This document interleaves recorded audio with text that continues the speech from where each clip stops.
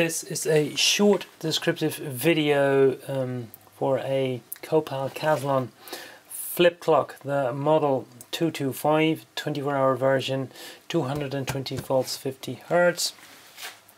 I would go as far as to say that this is the successor of the potential successor of the model 201.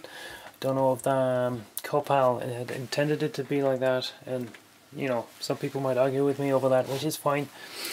I would compare it to the 201, although obviously I prefer the 201. This clock is very sleek, compact, stylish, especially in black with the black front, black flaps. I mounted a black cable and a black plug.